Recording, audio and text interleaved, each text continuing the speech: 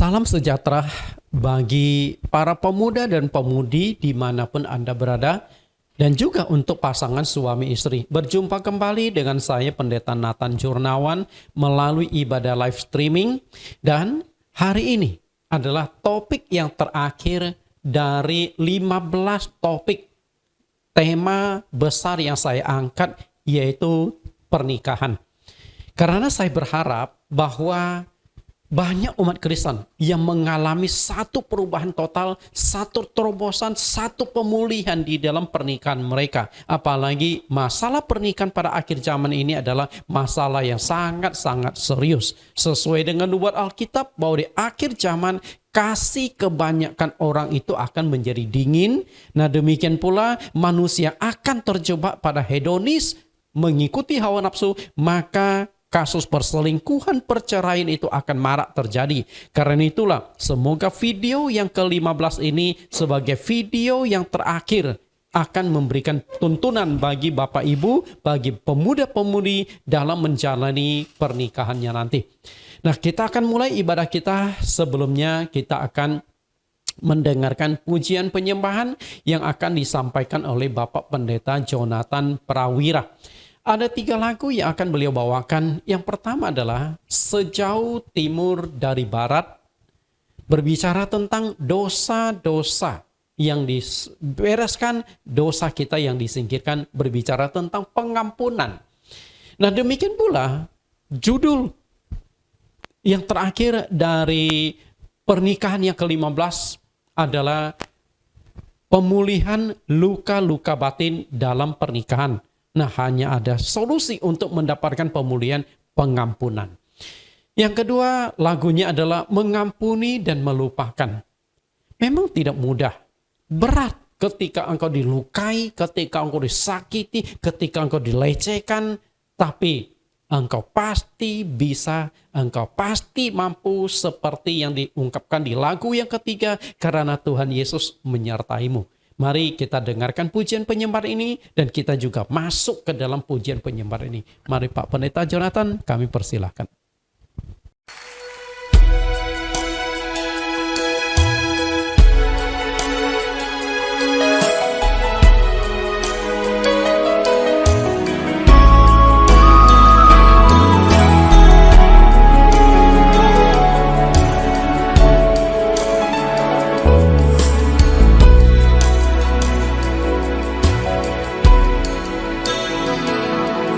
Sejauh timur dari barat, Engkau membuang dosaku.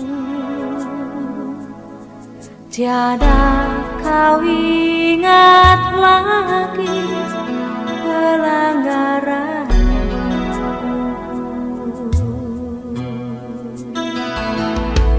Jauh ke dalam tubir laut, kau melemparkan dosaku. Tiada kau perhitungkan kesalahanku. Betapa besar kasih pengampunanmu, Tuhan. Tak kau pandang hina hati yang hancur.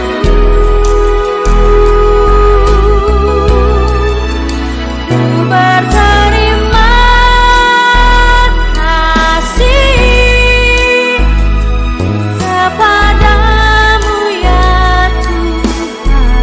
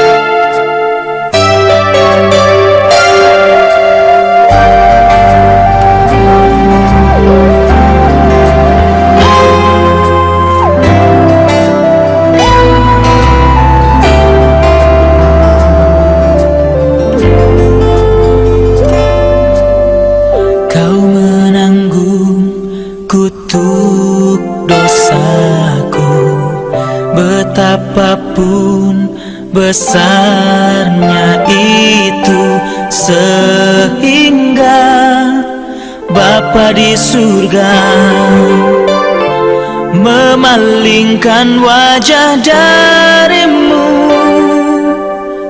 Kau lunasi hutang dosaku, betapapun mahalnya itu, tak pernah sekali jua Kau mengungkit lagi masa lalu, mengampuni dan melupakan. Itulah yang Engkau lakukan supaya ku kan mengampuni.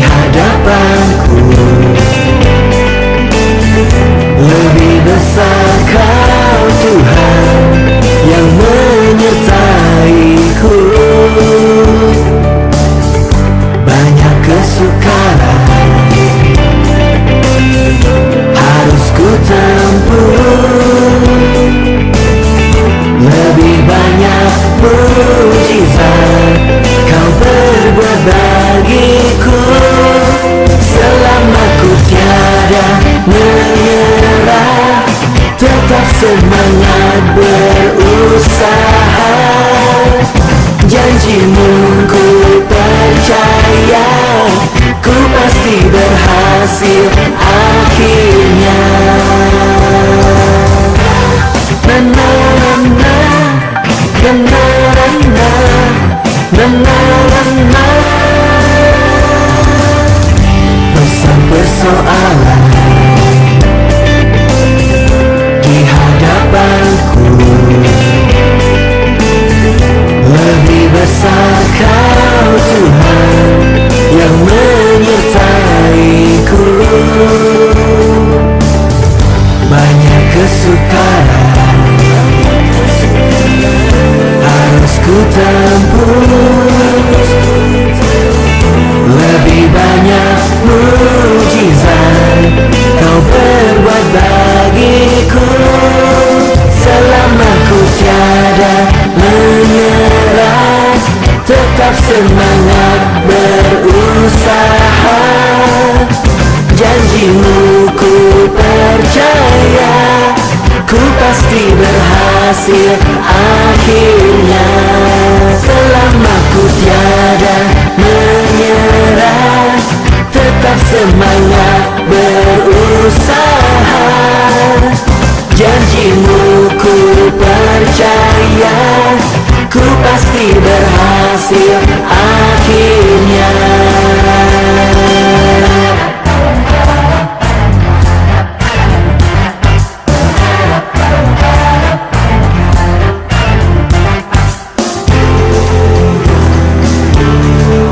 Jangan menyerah, tetap berusaha, berhasil akhirnya. Selama ku tiada menyerah, tetap semangat berusaha.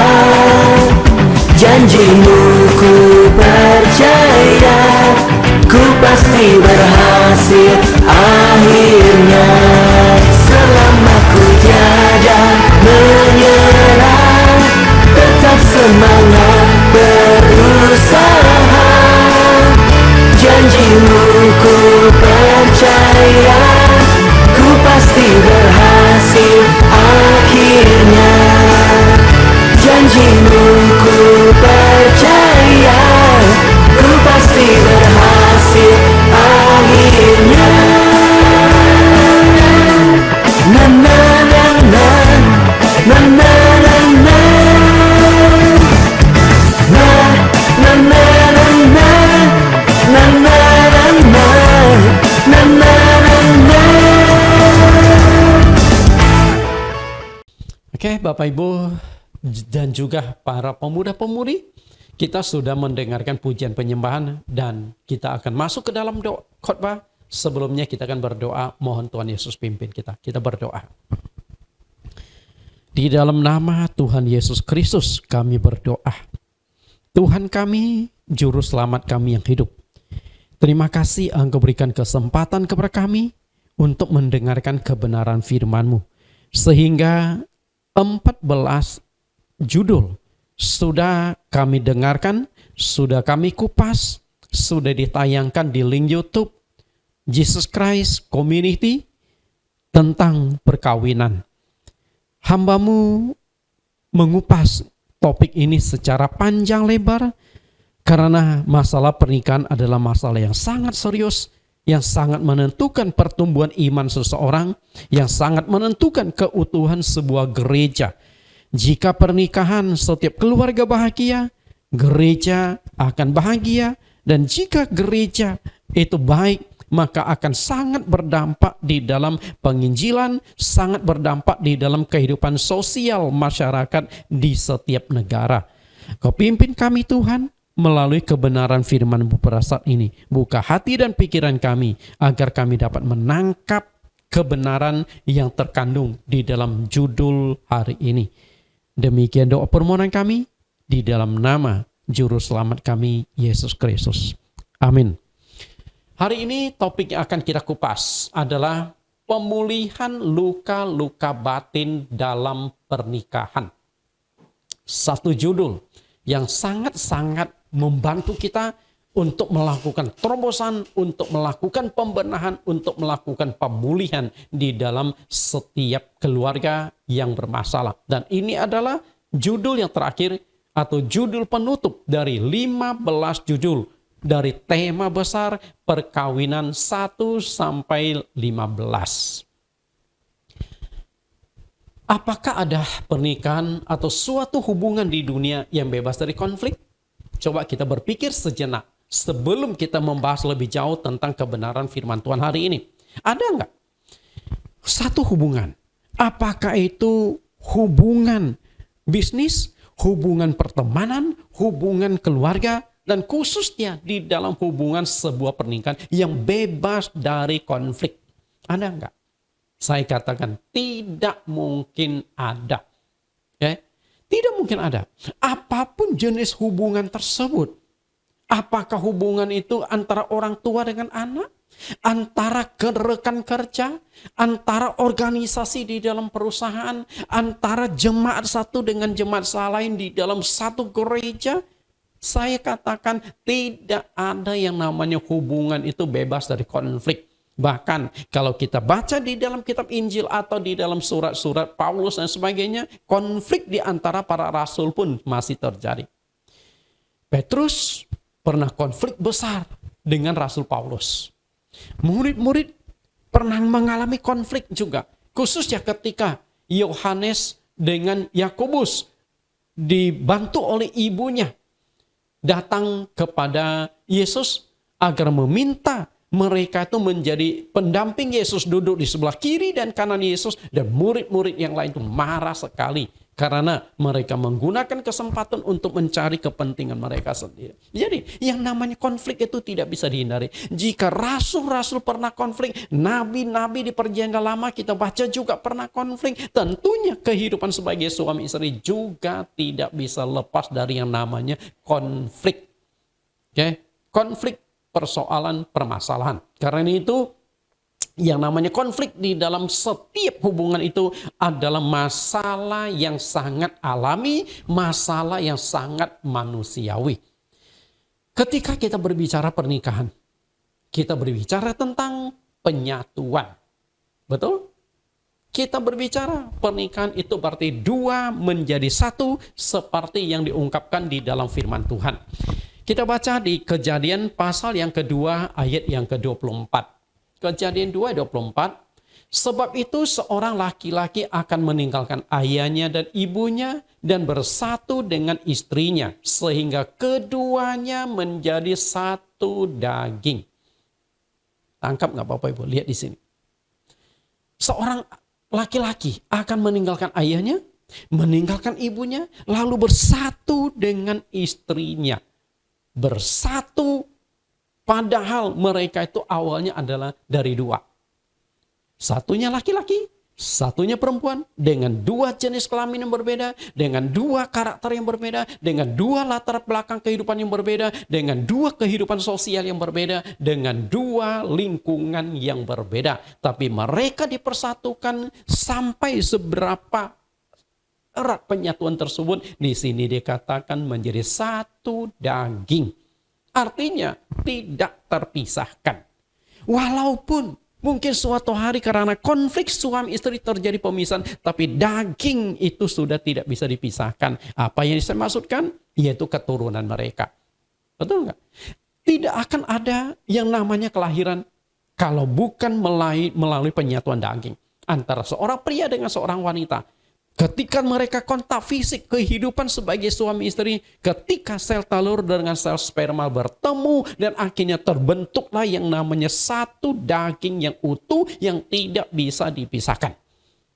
Karena itu faktor yang paling harus dipikirkan di dalam sebuah perpisahan atau perceraian itu adalah anak. Karena itu adalah darah daging mereka sendiri. Itu adalah hasil penyatuan dari mereka sehingga lahirlah anak-anak. Makanya seorang anak ada membawa kromosom 46, 23 kromosom dari ibu, 23 kromosom itu dari ayah.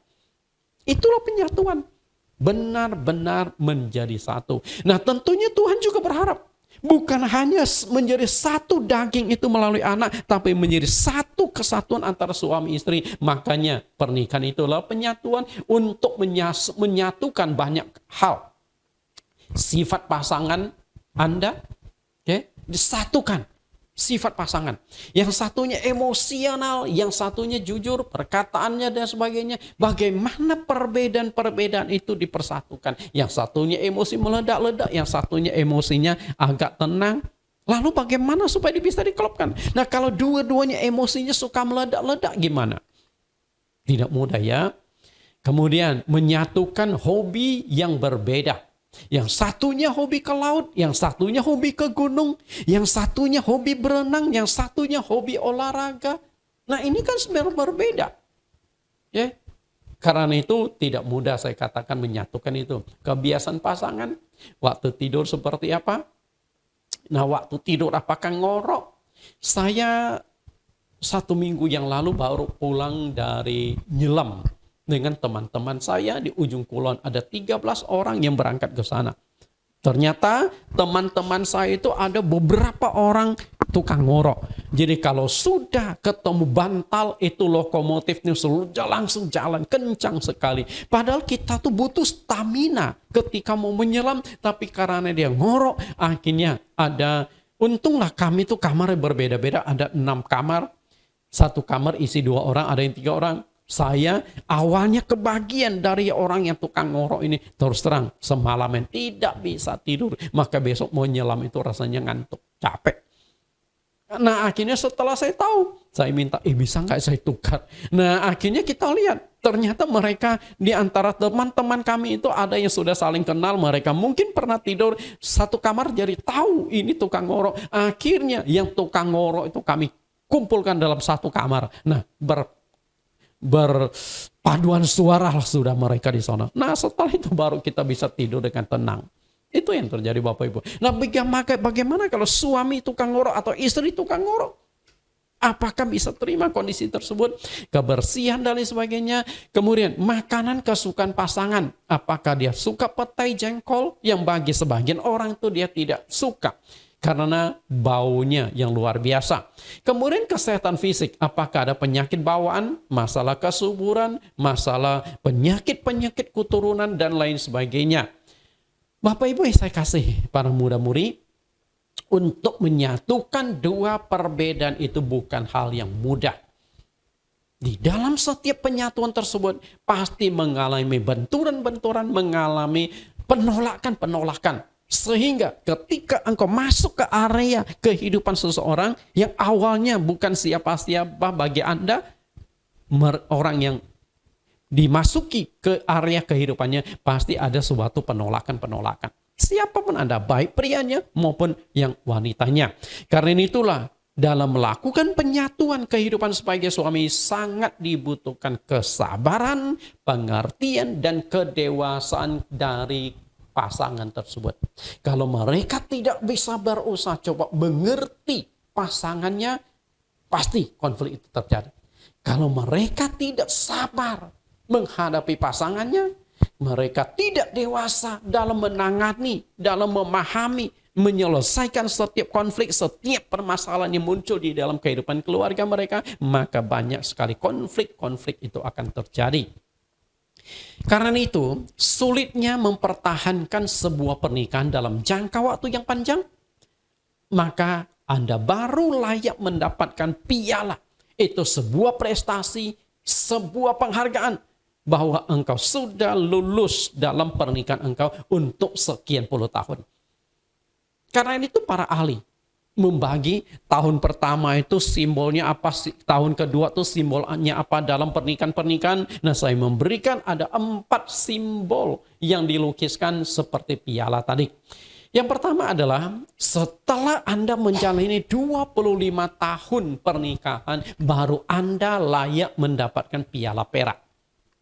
Padahal yang di dalam olimpiade, di dalam perlombaan-perlombaan olahraga, untuk bisa mendapatkan piala itu Anda harus bisa menang, Anda harus ikut pertandingan, Anda harus berjuang habis-habisan, babak belur sampai Anda menjadi juara pertama untuk setiap cabang-cabang olahraga. Baru Anda layak mendapat piala. Dan piala yang paling rendah dari 3 jenis piala itu adalah piala perak.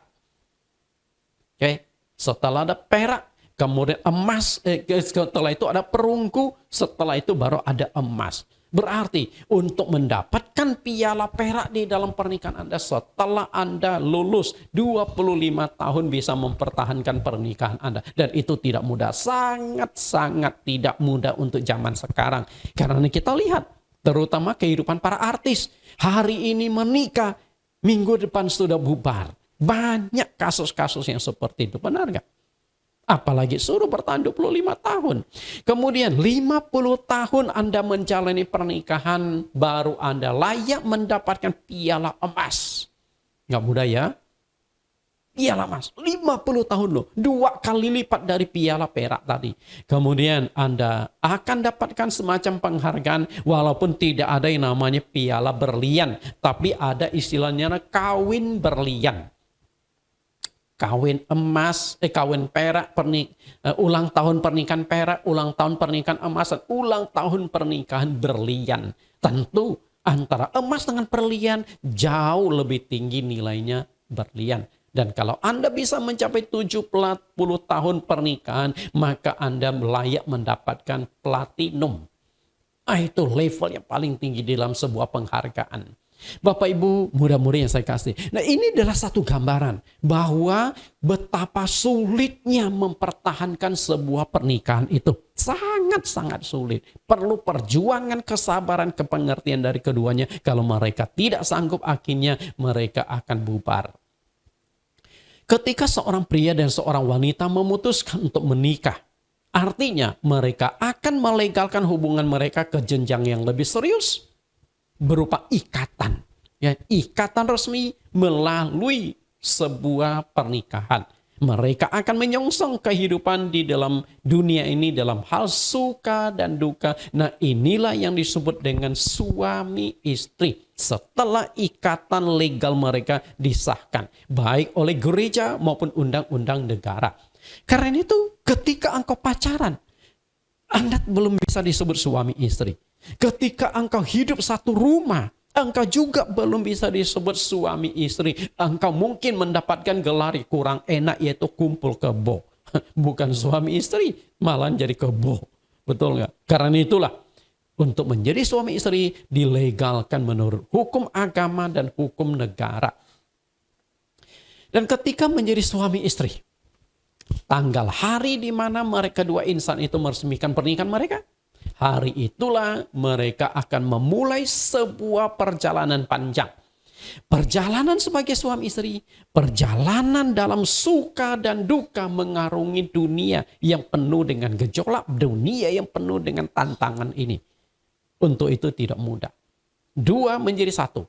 Ketika mereka berhasil menyatu, mungkin untuk bersama menghadapi berbagai macam permasalahan yang terjadi akan lebih kuat. Tapi ketika hubungan mereka rapuh, tidak berhasil menyatukan berbagai macam perbedaan-perbedaan di antara mereka, kehidupan mereka rapuh, lalu mendapat benturan serangan dari luar, permasalahan-permasalahan yang terjadi di dalam kehidupan dunia, kehidupan masyarakat, kehidupan dalam organisasi, kehidupan di dalam pekerjaan, maka akan sangat berdampak di dalam pernikahan mereka itu sendiri. Ketika engkau masih pacaran, pasangan tersebut biasa berusaha menutupi segala kekurangan dan kelemahannya. Betul nggak? Khususnya Anda muda-mudi yang saat ini sedang pacaran. Betul nggak perkataan saya? Dengan kata lain, masa pacaran itu adalah masa menjual kepribadian. Anda setuju nggak? Masa menjual kepribadian. Artinya, engkau akan tonjolkan sesuatu yang terbaik. Engkau akan pamerkan sesuatu yang baik. Kelebihan-kelebihan itu yang engkau tonjolkan. Karena itu nggak mungkin ketika engkau masih pacaran, engkau sudah tunjukkan ini loh kelemahan gua, ini loh kekurangan gua. Siapa yang mau terima? Betul? Semua orang ingin diterima, dan ketika ingin diterima maka dia akan tunjukkan, tampilkan sesuatu yang terbaik di dalam diri dia. Baik etikanya. Misalnya contoh lah. Ketika engkau pacaran. Ketika engkau pacaran, lalu engkau mules dan ingin buang angin, kentut. Berani nggak engkau kentut kencang-kencang di depan pacar Anda? Saya yakin Anda akan pura-pura, sorry ya, aku ke WC dulu sebentar ya. Sorry ya, aku cuci tangan dulu sebentar ya. Padahal Anda mau ke sana hanya kentut. Betul nggak? Nah, hanya kentut saja Anda begitu menjaga etika. Tapi kalau sudah suami istri, waktu mau kentut, apakah pamitan dulu?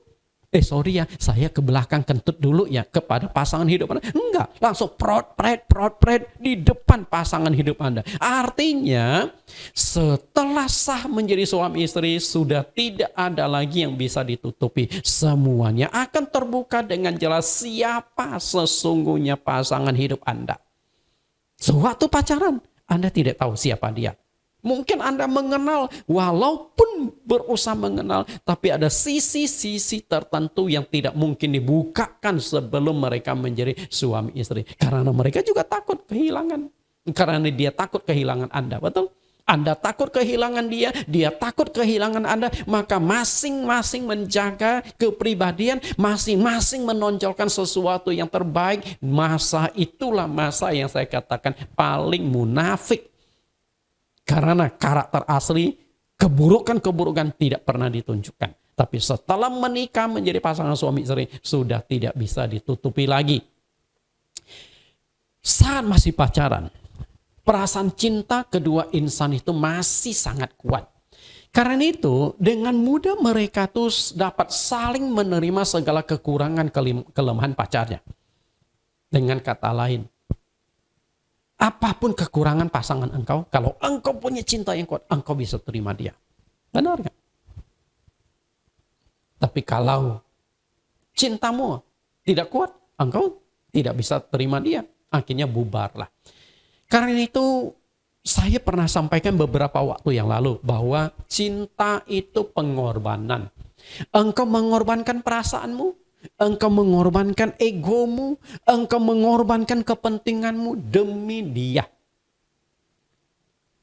Saya lihat banyak muda-mudi, ketika orang tuanya minta antar, katakanlah mamanya, nak antar mama dong ke supermarket sebentar mau belanja. Jawabnya apa? Aduh ma, saya ada kuliah. Aduh ma, saya lagi ngantuk. Aduh ma, itu alasannya banyak.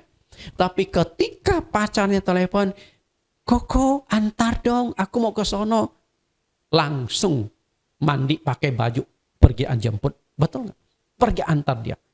Inilah satu pengorbanan. Kenapa kepada orang tuamu tidak bisa berkorban, tapi pasanganmu engkau bisa berkorban, padahal orang tuamu, ibumu yang sudah membesarkan engkau, melahirkan engkau, mendidik engkau sekian puluh tahun, engkau tidak bisa berkorban, tapi kepada pacarmu yang baru kenal beberapa waktu yang lalu, engkau mau berkorban seperti itu. Kenapa? Itulah cinta. Cinta, perasaan. Karena itu, sedangkan dengan mamamu itu bukan cinta, tapi itu adalah ikatan darah. Engkau menghormati ibumu, tapi kalau kepada pacarmu itu cinta, makanya saya katakan cinta itu pengorbanan. Makanya seringkali juga saya katakan bahwa cinta itu mestinya melek, bukan buta. Yang buta itu adalah nafsu. Antara cinta dengan nafsu, kalau engkau tidak bisa bedakan, maka engkau akan terjebak. Saya bersyukur bahwa melalui 14 topik ini, sudah banyak kebenaran-kebenaran yang saya sampaikan. Jika Anda belum memahami, maka Anda bisa melihat kembali link YouTube di Jesus Christ Community. Supaya pemahaman tentang masalah kehidupan, masalah perasaan dan sebagainya itu menjadi lengkap. Namun setelah menikah, apakah perasaan cinta itu masih kuat? Masih bisa engkau menerima kekurangan kelemahan pasangan hidupmu? Coba renungkan. Sewaktu pacaran, engkau bisa berkorban apapun untuk pasanganmu. Engkau bisa terima segala kekurangan, kelemahan-kelemahan pasanganmu. Tapi setelah menjadi suami istri, apakah masih bisa terima? Itulah manusia. Sebelum mendapatkan sesuatu yang Anda sukai, Anda mau berkorban habis-habisan. Korban waktu, korban tenaga, korban uang, korban perasaan. Tapi setelah yang Anda dapatkan itu, yang Anda inginkan itu sudah di tangan Anda, sudah Anda dapatkan. Apakah Anda masih tetap berjuang menghargai apa yang Anda dapatkan itu? Banyak orang tidak seperti itu. Percayalah bahwa konflik demi konflik akan mulai bermunculan. Satu demi satu mulai terungkap. Lalu apa yang menyebabkan konflik? Banyak pasangan ketika mereka pacaran, mesra sekali, jarang ada konflik. Karena itu ketika saya menangani muda-mudi, saya melihat kalau mereka waktu pacaran saja berantem, lebih banyak berantemnya daripada damainya. Saya sering katakan kepada mereka, lebih baik kalian putus deh, jangan dilanjutkan. Karena belum menjadi suami istri saja kalian sudah rame, kalian sudah sering berkonflik, apalagi menjadi suami istri, padahal kalian itu masih pacaran loh, belum memiliki loh. Oke? Mestinya perasaan cinta kalian itu masih kuat loh. Itu pun kalian tidak bisa mengalah, tidak bisa berkorban untuk pacar Anda, apalagi jadi suami istri. Karena itu saya sering kali anjurkan, bahkan saya dorong supaya mereka putus, cari yang lain saja. Apakah kejam? Bukan, justru saya mau menyelamatkan mereka. Karena memang tidak cocok. Lebih baik cari pasangan yang lain yang lebih cocok supaya mereka ketika menjalani kehidupan pernikahan tidak berakhir karena konflik-konflik yang terjadi selama ini. Kenapa sih bisa terjadi konflik? Ada 3 faktor penyebab utama konflik pasangan yang baru menikah dan baru mulai belajar berumah tangga. Kalau sudah jadi suami istri pasti lebih kompleks. Tapi ini saya berbicara tentang pasangan muda baru menikah. 1 bulan, 2 bulan sudah konflik-konflik itu terjadi. Dan biasanya ada 3 faktor utama konflik-konflik keluarga baru. Yang pertama adalah masing-masing pasangan itu kaget setelah mereka menikah baru terbuka satu demi satu kekurangan pasangan hidupnya. Tadi kan saya sudah katakan masa pacaran adalah masa menjual diri. Masa pacaran adalah masa mempromosikan diri. Masa pacaran adalah masa yang penuh dengan kemunafikan. Sehingga engkau hanya tunjukkan sesuatu yang baik, yang positif, kelebihan-kelebihan Anda. Sedangkan kekurangan, hal-hal negatif dalam diri Anda tidak pernah Anda ungkapkan. Anda berusaha menutupi. Ibaratnya begini. Khususnya bagi cewek. Kalau dia punya tai lalat di mukanya, dia berusaha poles sampai tai lalat itu hilang dengan berbagai macam make up, kosmetik, apapun itu. Tapi kalau sudah menjadi suami istri, apakah make up tiap hari? Kan sudah nongol itu tai lalat, sudah nggak bisa ditutupi. Nah, itu hanya satu contoh. Lalu yang kedua, suami dan istri tidak menjalankan tanggung jawab berkeluarga sebelum mereka menjadi suami istri. Tentu yang namanya tanggung jawab kehidupan suami istri belum ada. Karena memang belum ada. Tugas suami apa, tugas istri apa. Mereka tuh masih pacar. Nah tapi setelah menjalani kehidupan sebagai suami istri berumah tangga. Nah ini pembagian tugas kan sudah harus jelas. Yang masak siapa? Oke. Kemudian yang pasang gas siapa? Yang betulin lampu siapa? Yang betulin keran air siapa? Nah ini kan ada pembagian tugas. Mana tugas laki-laki? Mana tugas istri, wanita? Kemudian yang cari uang siapa? Yang mengurus rumah tangga siapa? Sudah ada pembagian tugas. Ketika engkau masih bujangan, masih seorang gadis, mungkin engkau tidak tahu menangani kehidupan rumah tangga. Karena engkau masih ikut pada orang tuamu. Orang tuamu lah yang mengurus semuanya. Tapi setelah engkau menikah, apalagi engkau pisah dari orang tua, punya rumah sendiri dengan pasangan, dengan suami atau istri Anda, otomatis semua kebutuhan rumah tangga itu kalian sudah harus tangani. Nah siapa yang bertanggung jawab dalam hal ini? Betul gak? Karena itu ketika pembagian tugas ataupun tanggung jawab dalam berkeluarga itu tidak bisa dijalankan dengan baik, pasti terjadi konflik. Misalnya betulin lampu. Suaminya nggak mau betulin, istri yang betulin. Ngoceh nggak istri? Kamu ini laki-laki bukan sih? Betul. Nyuci mobil, istrinya yang nyuci, suaminya enak-enak. Kamu ini laki-laki atau bukan sih? Betul. Ini masalah. Lalu perasaan cinta keduanya pelan-pelan mulai menurun. Tidak bisa dihindari. Bahwa yang namanya waktu pacaran perasaan begitu kuat, cintanya menggebu-gebu. Tapi setelah engkau miliki orang itu, setelah sah menjadi milik engkau, dan seringkali setiap hari bertemu, mulai turun nih. Waktu pacaran, satu hari tidak ketemu rasanya kangen. Kalau setiap hari ketemu gimana? Rasa kangen kan hilang, betul? Itu yang terjadi. 3 faktor itu. Tapi ketika sudah menjalani kehidupan berumah tangga dalam jangka waktu panjang, nah maka masalah itu juga semakin kompleks. Persoalan semakin kompleks. Ada masalah komunikasi lah, ada masalah perselingkuhan lah, ada masalah konflik di dalam pengasuhan anak, dan ada campur tangan keluarga, kemudian masalah keuangan, lalu kehidupan seksual dan sebagainya. Dan konflik-konflik itu mulai berdatangan satu demi satu. Dan saya ingin katakan setiap konflik yang terjadi pasti melukai batin pasangan Anda. Anda suka atau tidak. Setiap konflik Anda terluka, pasangan Anda terluka. Karena yang namanya orang konflik itu bisa secara verbal dan non-verbal.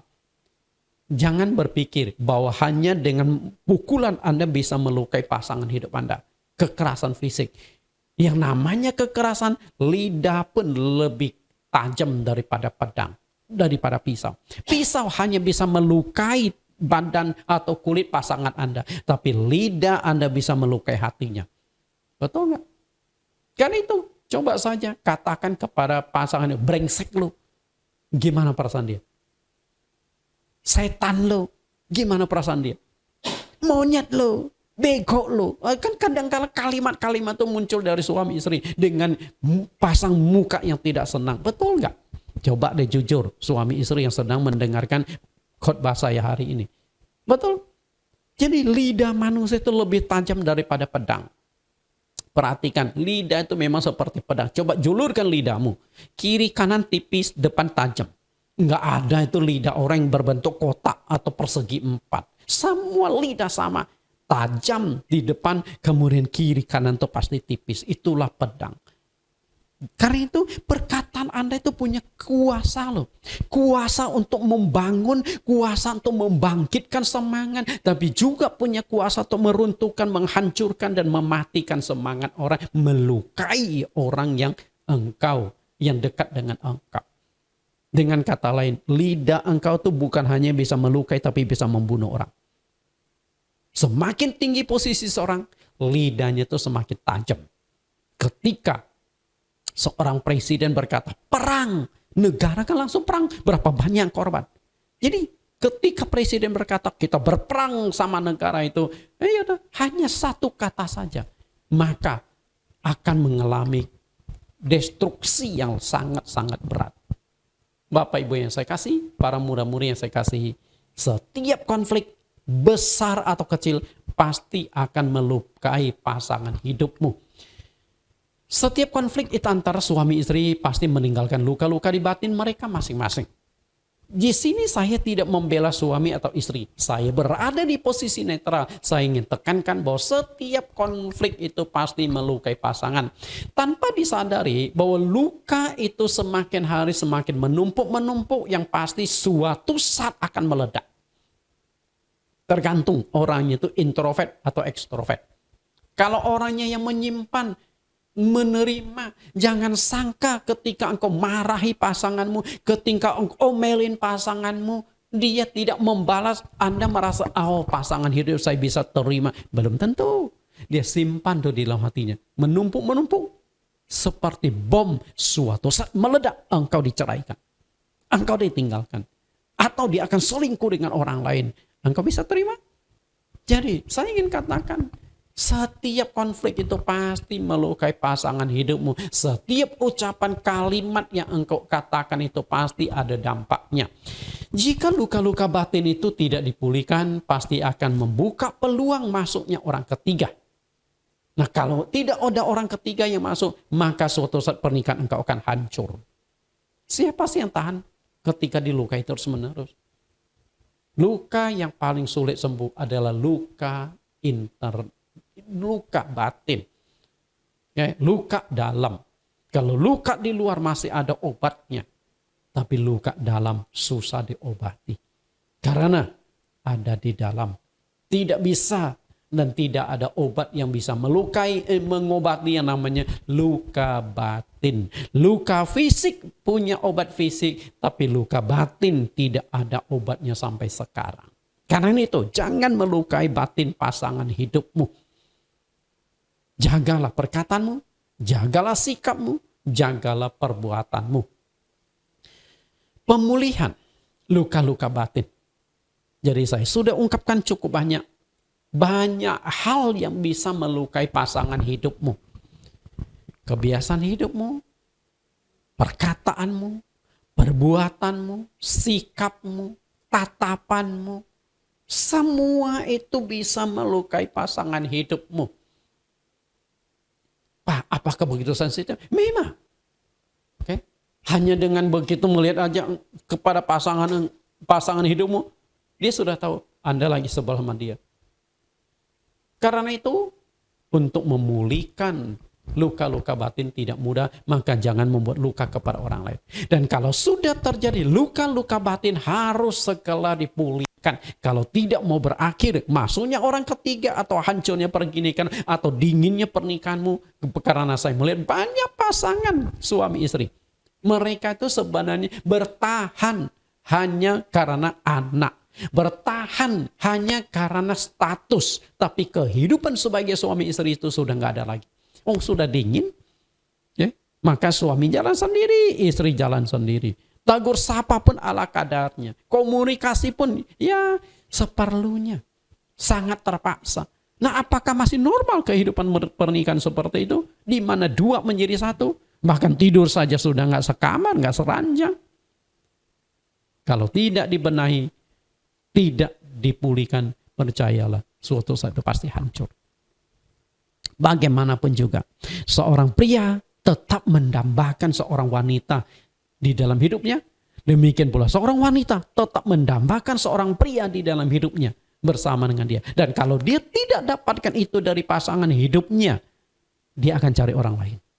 Makanya saya katakan, konflik keluarga membuka peluang masuknya orang ketiga. Kalau engkau ingin tutupi agar tidak ada orang lain yang masuk di dalam pernikahan engkau, tidak ada perselingkuhan, perbaiki hubungan pernikahan kalian.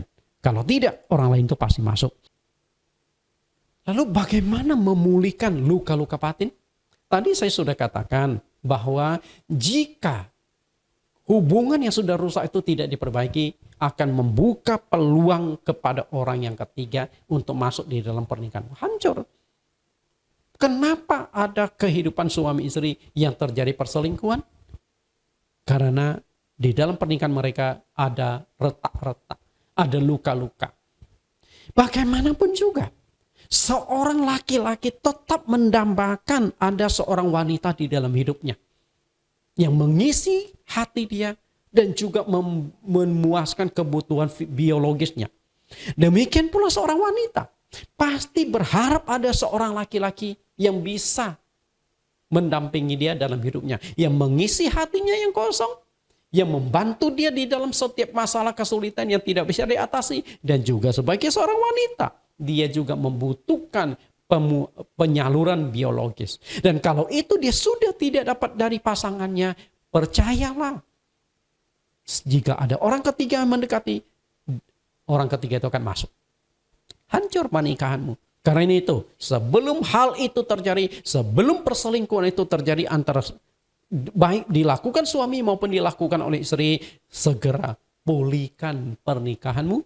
Obati luka-luka batin yang kalian alami di dalam pernikahan. Lalu bagaimana cara mengobatinya? Hanya ada dua cara. Cara yang pertama adalah kasih dan yang kedua adalah pengampunan. Kasih dan pengampunan. Kalau engkau bisa mengasihi dan bisa mengampuni, maka luka-luka batin itu akan terbalut dan pelan tapi pasti akan terobati. Kita lihat kedua hal itu. Yang pertama, pemulihan kasih di antara suami istri. Apakah kasih itu bisa dipulihkan? Bisa. Dengan kata lain, yang namanya cinta kasih itu adalah satu kekuatan. Cinta itu pengorbanan. Dua insan antara seorang pemuda dan seorang pemudi bisa berpacaran dimulai dari ketertarikan. Katakan nih, masih single. Mungkin baru umur 15-an tahun. Laki-laki melirik wanita, kayaknya ini cakep nih. Kayaknya oke juga nih. Lalu mulai pendekatan. Yang gadis pun melihat, wah ini laki-laki ganteng juga ya. Nah, dari ketertarikan awal itu, maka akan berlanjut. Dengan kata lain begini loh. Ketika ketertarikan itu bersambut akan masuk ke tahap kencan yang lebih mengenal. Jadi awalnya mungkin kenal. Apakah kenal dari rekan kerja? Apakah kenal dari teman sekolah? Ataupun bagaimanapun kadang-kadang juga bisa kenal di dunia maya. Betul? TikTok, kenal. Nah, dari kenal tersebut Anda pasti janjian. Minta dong nomor handphonenya, nomor HP-nya. Kemudian kencan kan? Ini belum pacaran, kencan. Kencan itu artinya belum ada ikatan. Mereka mungkin janjian. Awalnya mungkin ada orang rame-rame atau ada orang lain. Nah, setelah mulai dekat, mulai tertarik. Dan ketertarikan tersebut akan membawa Anda lebih dekat lagi. Dari kencan itu benih-benih cinta akan mulai tumbuh di antara keduanya. Dan dari benih cinta tersebut melangkah akhirnya berpacaran, jadian, ditembak. Mau gak jadi pacar gua? Betul gak? Nah kan dia jawab, oh iya deh. Nah kalau sudah jadi pacar artinya sudah ada ikatan loh. Kalau kencan Anda belum ada ikatan, Anda bebas. Tapi kalau sudah pacaran Anda sudah ikatan, engkau milikku, aku milikmu. Maka orang lain jangan masuk. Kalau orang lain itu pasti kecemburuan. Dan akan terjadi konflik. Dari mana datangnya lintah? Dari sawah turun ke kali. Dari mana datangnya cinta? Dari mata turun ke hati. Jadi awalnya itu dua insan mungkin saling tatap menatap, saling curi pandang. Nah dari tatap menatap pelan tapi pasti mengarah perasaan cinta. Oke? Berarti kekuatan cinta itu yang menyatukan dua insan yang berbeda. Nah jika terbangunnya hubungan antara seorang suami dan istri itu diawali dengan cinta kasih. Seharusnya pemulihan juga dimulai dari menjalin kembali cinta kasih yang sudah hilang itu. Apakah bisa Pak Nathan? Saya dilukai lalu saya kembali mengasihi dia? Nah itulah tantangan. Engkau mau sembuh nggak? Engkau mau pulih nggak? Kalau engkau mau pulih, engkau harus lakukan. Percayalah, manusia itu bukan batu. Ketika engkau bisa memberikan perhatian, kasih sayang kepada orang itu, pasti orang itu lambat laun akan mencair, dia juga akan memberikan balasan, memberikan perhatian kepadamu. Yang namanya cinta kasih itu bisa dipulihkan. Luka sakit apapun, hubungan itu terluka bagaimanapun hubungan itu, percayalah cinta itu punya kekuatan untuk memulihkan. Karena itulah firman Tuhan mengajarkan kita bahwa unsur terpenting dalam hubungan sebuah pernikahan antara seorang suami dengan seorang istri itu adalah kasih. Kasih. Kalau Alkitab sering menggunakan kasih, tapi dalam bahasa dunia disebut cinta. Nah, lebih lengkapnya mungkin cinta kasih. Efesus 5 ayat 25, hai suami, kasihilah istrimu sebagaimana Kristus telah mengasihi jemaat dan telah menyerahkan nyawanya baginya. Perhatikan kata ini, suami disuruh, hai suami, kasihi istrimu. Coba, mana yang suami di sini yang sedang nonton? Lihat istrimu dan lakukan itu. Kemudian, kalau ada pasangan suami istri yang sedang nonton, coba senggol. Lu sudah kasihin aku belum? Lihat ayat lain. Kolose 3:19. Hai suami-suami, kasihilah istrimu dan janganlah berlaku kasar terhadap dia. Berarti kalau kita lihat Kolose 3:19, yang cenderung melakukan kekasaran, kekerasan dalam rumah tangga, KDRT adalah laki-laki. Betul nggak? Jangan berlaku kasar, karena memang wanita itu pada prinsipnya lebih lembut lah. Dari dua ayat ini ditekankan, suami harus mengasihi istri. Suami harus memulai lebih dulu. Yang menjadi landasan dan alasan mengapa suami harus mengasihi istri adalah karena sudah merasakan kasih Kristus di dalam hidupnya. Yesus Kristus yang sudah berkorban di atas kayu salib, padahal engkau tidak ada hubungan apa-apa dengan Yesus loh. Tapi dia dengan kasihnya, dia berkorban di atas kayu salib demi menyelamatkan dosa, menyelamatkan engkau. Menyelamatkan engkau dari siksaan api neraka, menebus dosamu. Dia berkorban, bukan korban perasaan, bukan korban fisik, tapi sampai korban nyawa. Sedangkan engkau dalam mengasihi pasanganmu, engkau mungkin hanya korban perasaan, tidak korban fisik, apalagi korban nyawa. Hanya tinggal engkau pulihkan saja perasaanmu. Dan memang tidak mudah, tapi itu harus dilakukan.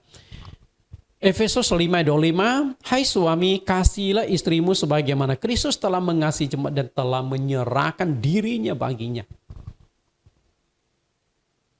Engkau bisa enggak suami menyerahkan perasaan kepada istri, berkorban untuk istri? Tergantung Yesus hidup di hatimu atau enggak. Allah itu kasih. Ketika Allah itu ada di dalam hatimu, maka engkau akan mengasihi. Kalau Allah itu tidak ada di dalam hatimu, yang akan muncul itu adalah kemarahan, kebencian. Karena itu sebagai seorang laki-laki, bangun hubungan Anda dengan Tuhan. Ketika engkau bisa pulihkan hubunganmu dengan Tuhan, saya yakin engkau bisa pulihkan hubunganmu dengan istrimu. Betul nggak? Seorang laki-laki kalau tidak bisa memulihkan hubungan istri, pasti dia hubungannya dengan Tuhan bermasalah. Yang di depannya, istrinya, dia tidak bisa kasih. Apalagi mengasihi yang tidak kelihatan yaitu Tuhan. Nonsen. Jadi, dari kehidupan keluarga, dari kehidupan sebagai seorang suami, akan diketahui bagaimana sesungguhnya iman hubungan dia dengan Tuhan. Saya nggak yakin bahwa kalau seorang hubungan dengan Tuhan baik, hubungan dengan istrinya tidak akan baik. Nggak mungkin. Ketika seorang laki-laki hubungan dia dengan Tuhan baik, tekun beribadah, kehidupannya, karakternya baik, imannya baik, hubungan dia dengan istri pasti baik, hubungan dengan sesama pasti baik. Karena ada Tuhan di dalam hatinya. Kalau dia tidak ada Tuhan di dalam hatinya, ya sudah, dengan siapapun tidak akan cocok. Demikian pula sebenarnya dengan istri.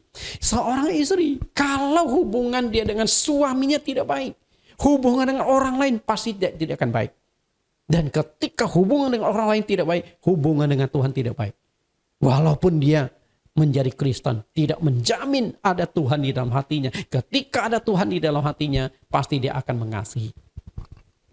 Seorang suami yang tidak bisa mengasihi adalah seorang suami yang belum mengerti prinsip pernikahan menurut firman Tuhan.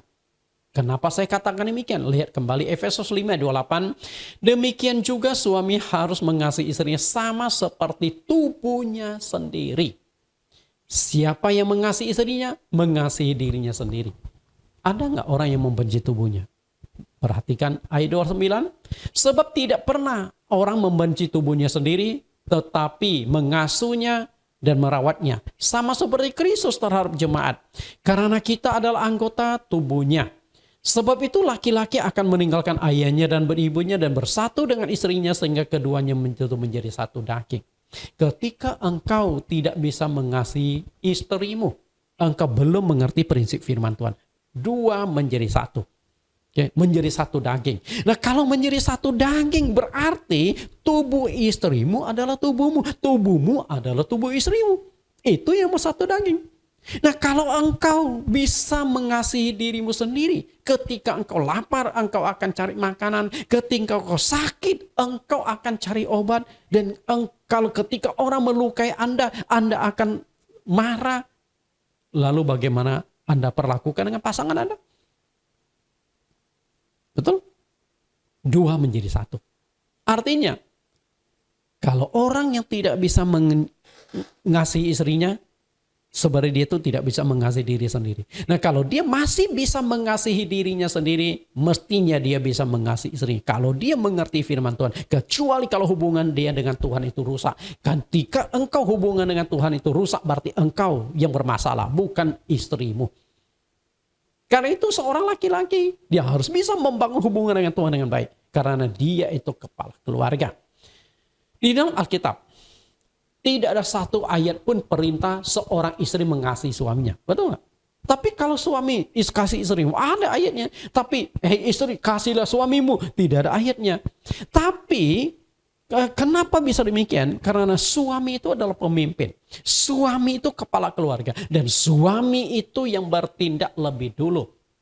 Karena itu, kalau suami istri konflik, siapa yang harus memulai? Saya katakan suami mulai lebih dulu. Karena istri akan melihat suami. Anak-anak akan melihat ayahnya. Seorang kepala keluarga kalau sudah dipulihkan, maka pemulihan keluarga terjadi. Dimulai dari suami.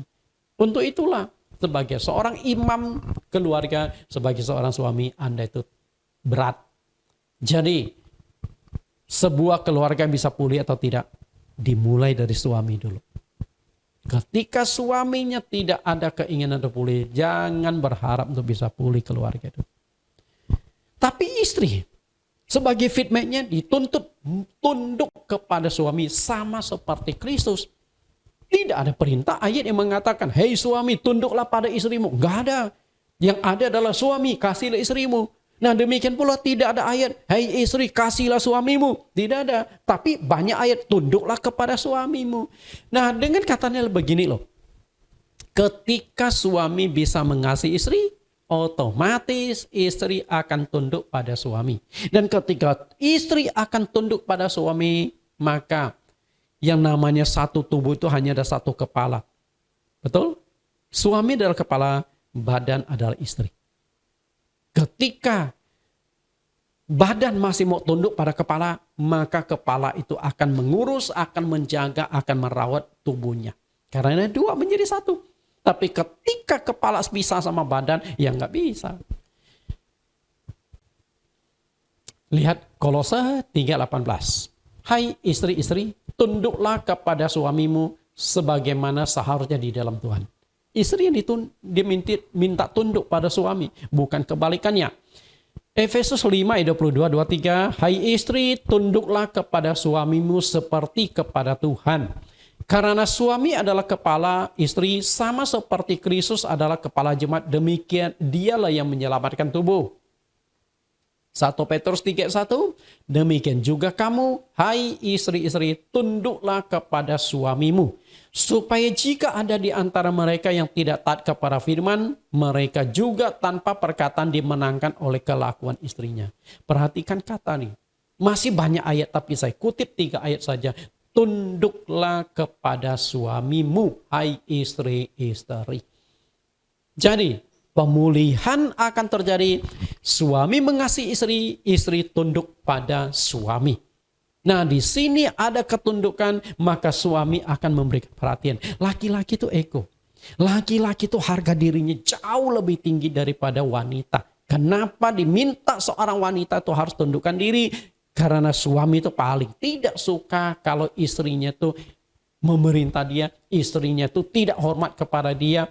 Seorang suami akan mengasihi, memberikan perhatian pada istri ketika istri bisa menundukkan diri. Tapi kalau istri tidak bisa menundukkan diri, suka melawan dan sebagainya, percayalah suami nggak akan bisa terima, mengasihinya.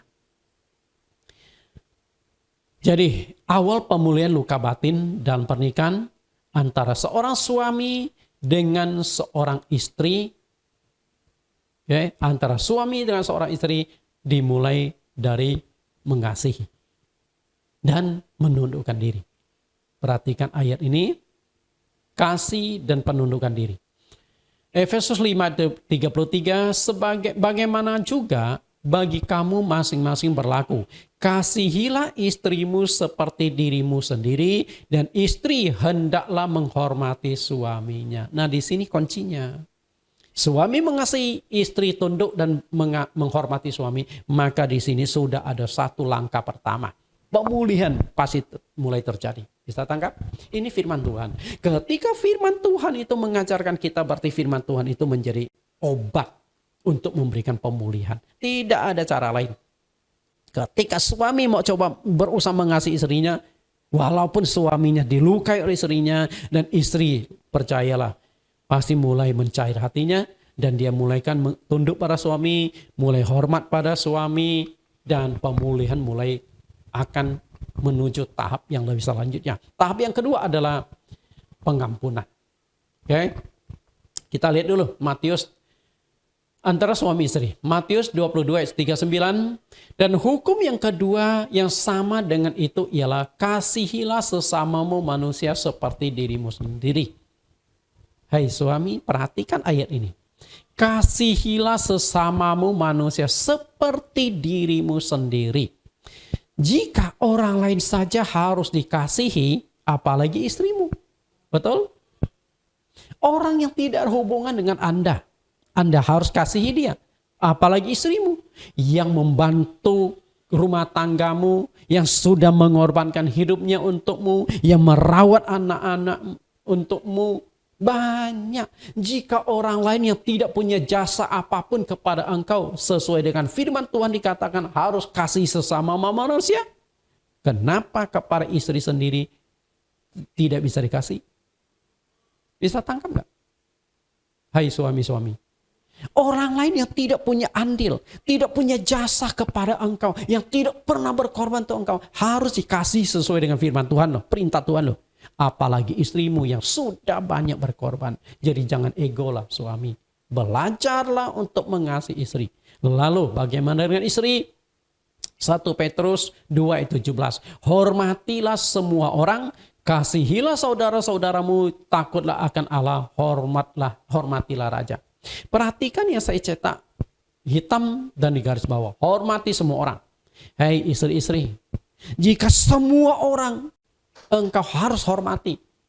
Padahal orang itu tidak ada hubungan apa-apa dengan engkau. Padahal orang itu tidak ada andil apa-apa. Padahal orang itu tidak pernah berjasa. Padahal orang itu tidak pernah menolong engkau. Engkau pun harus hormati dia seperti perintah Tuhan. Apalagi kepada suamimu sendiri yang sudah berjeri lelah kerja mencari uang untuk engkau. Yang sudah mencoba membantu masalah kesulitan di dalam rumah tangga. Banyak hal-hal yang dilakukan suami kepada istri. Engkau bisa tunduk pada suamimu. Engkau bisa hormati dia. Karena laki-laki ketika engkau bisa hormati dia, percayalah dia akan timbul kasih sayang kepada engkau. Jadi cara untuk mencuri hati laki-laki itu tinggal hormati dia, hargai dia. Ketika engkau suka ngomel-ngomelin suami, engkau tuh tidak tunduk pada suami. Karena itu konflik yang paling banyak di dalam rumah tangga. Istri itu cerewet. Istri suka marah-marah. Loh Pak Nathan, saya cerewet kan karena saya wanita. Nah itu persoalannya. Karena engkau cerewet suka marah-marah suami. Ketika suami itu dimarah-marah itu artinya dia merasa engkau tidak hormati dia. Dia merasa harga dirinya engkau banting. Dia merasa engkau tidak tunduk padanya. Karena seorang istri yang tunduk pada suami, berani nggak istri marah-marah pada suami? Nggak berani. Sama seperti engkau tunduk pada atasanmu. Bosmu, berani engkau marahin bos? Enggak. Engkau berani akan tunduk walaupun tidak suka sama bos, walaupun bos salah, engkau tidak berani ngomel, tapi kepada suami engkau omel habis-habisan. Bagaimana engkau pulihkan keluargamu? Hormatilah, hargailah seorang laki-laki. Dah, Matius 7:12. Ini berlaku untuk pria maupun wanita. Matius 7:12, segala sesuatu yang kamu kehendaki supaya orang perbuat kepadamu, perbuat demikian juga kepada mereka. Itulah isi seluruh hukum Taurat dan kitab para nabi. Artinya Matius 7:12 adalah kunci dari segala pemulihan. Istri, engkau ingin dikasih suamimu, disayang suamimu, hormati dia. Suami, engkau mau dihormati istrimu, mau dihargai istrimu, cintai dia, kasihi dia. Artinya, engkau mengharapkan sesuatu kepada pasangan hidupmu, lakukan sesuatu kepada dia. Jangan engkau menuntut. Karena kalau pernikahannya saling menuntut, percayalah akan bubar. Yang namanya cinta itu berkorban, memberi bukan menuntut. Ketika engkau bisa memberi, maka pemulihan itu akan terjadi. Itu yang pertama. Yang kedua, melepaskan pengampunan di antara suami istri. Tadi mengasihi, menghormati. Nah, ini mengampuni antara suami istri. Luka batin yang terjadi dalam pernikahan baru bisa dipulihkan ketika suami istri berani ambil tindakan ekstrim untuk pasangannya, yaitu memberikan pengampunan. Gampang nggak mengampuni? Tidak mudah. Sangat tidak mudah. Sama seperti sulitnya Anda minta maaf, sama juga sulitnya memberikan maaf. Hanya orang yang bisa meminta maaf yang mungkin bisa memaafkan karena dia tahu dia punya kelemahan. Karena itu orang yang tidak pernah minta maaf adalah orang yang tidak bisa mengampuni. Karena dia merasa dirinya benar, dia merasa orang lain yang salah melulu. Belajarlah minta maaf supaya engkau juga dimaafkan.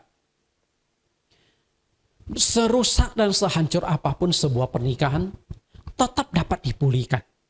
Karena itu percayalah suami istri yang sedang mendengarkan khotbah saya, percayalah keluargamu bisa dipulihkan. Tarik surat gugatan cerai kepada istrimu, kepada suamimu. Percayalah pasangan hidupmu bisa berubah. Percayalah Tuhan tidak suka dengan perceraian. Percayalah Tuhan akan menolong pernikahanmu dipulihkan.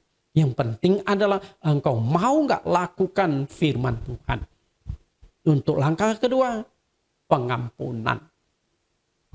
Memang tidak mudah, tapi pengampunan itu memberikan pemulihan. Perhatikan gambar animasi ini, dua orang kemudian bersalaman, artinya berdamai. Dan perhatikan kotak yang mereka injak, mungkin lolos dari perhatian Anda. Gambar Tetris yang diinjak kedua orang ini, gambar kosong itu akan terpasang utuh dan sempurna ketika kedua orang itu berdamai dan bersatu kembali. Betul? Jika tidak mereka menjaga jarak, maka gambar Tetris itu tidak akan terpasang demikian. Tapi karena mereka pulih, akhirnya Tetris itu akan terpasang sesuai dengan ukurannya, lubangnya, sehingga terjadi pemulihan. Engkau mau ekonomi dipulihkan? Pulihkan pernikahanmu. Engkau mau keluargamu dipulihkan? Pulihkan pernikahanmu. Engkau mau imanmu dipulihkan? Pulihkan pernikahanmu. Engkau mau anak-anakmu yang rusak dipulihkan? Pulihkan pernikahanmu. Intinya adalah ketika pernikahan bisa dipulihkan, maka banyak pemulihan-pemulihan akan terjadi. Dan pemulihan tersebut tidak akan terjadi ketika engkau tetap membenci, tetap marah kepada pasangan hidupmu. Berikanlah pengampunan. Lepaskanlah pengampunan. Mengapa manusia itu sulit mengampuni? Seringkali saya meminta kepada mereka yang dendam, udahlah ampuni dia. Jawabnya, enak saja Pak Pendeta. Oh galak sekali. Enak saja Pak Pendeta, dia sudah sakiti saya dan sebagainya. Kenapa manusia sulit mengampuni? Coba deh suami, coba deh istri. Kenapa engkau sulit mengampuni pasanganmu? Masalahnya di mana sih? Masalahnya adalah engkau berfokus pada orang itu. Itu kesalahan. Alihkan. Jangan fokusnya kepada orang itu. Bisa tangkap? Ketika engkau fokus pada orang itu, engkau tidak akan bisa mengampuni. Masalahnya, dia sudah nyakiti saya. Artinya kan dia fokus ke orang itu. Dia sudah sakiti hati saya. Sakitnya itu di sini. Seperti lagu Citata. Betul? Sakitnya itu di sini. Dia sudah selingkuh di belakang saya. Kalau engkau sakit karena dia selingkuh, berarti engkau tuh masih ada cinta. Karena ada cemburu. Cinta dan cemburu itu menyatu. Ya? Karena itu kalau pasanganmu selingkuh, engkau santai saja. Nah itu yang bahaya. Tapi kalau pasanganmu selingkuh, engkau sakit hati, ada harapan untuk pulih. Bisa tangkap nggak suami dan istri? Tapi kalau pasanganmu sudah selingkuh, bergandengan dengan orang lain, bukan pasangan engkau santai, justru itu sudah sulit sembuh. Masa bodoh? Saya sudah nggak ada perasaan kok. Tapi kalau engkau masih marah karena pasanganmu selingkuh, pasanganmu ada chatting mesra dengan orang lain, artinya masih ada harapan untuk pulih. Itu sebenarnya kunci rahasianya. Dia sudah memukul dan melukai saya. Ini Pak Pendeta luka nih. Ini Pak Pendeta biru nih. Oke. Lalu Dia sudah mencemarkan nama baik saya. Saya rusak tuh nama dia gara-gara dia. Artinya apa? Dia. Anda tuh fokusnya kepada dia. Kalau Anda fokusnya kepada dia, percayalah engkau tidak akan bisa mengampuni. Lepaskan pengampunan, fokus bukan kepada dia. Lalu fokusnya kepada siapa? Fokusnya ke diri Anda. Dengan kata lain, mengapa saya harus mengampuni? Itu pertanyaannya. Bukan kenapa saya harus mengampuni. Tapi mengapa saya harus mengampuni? Dalam memberikan pengampunan, fokusnya jangan kepada orang yang melukai Anda. Tetapi fokusnya hubungan Anda pribadi dengan Allah.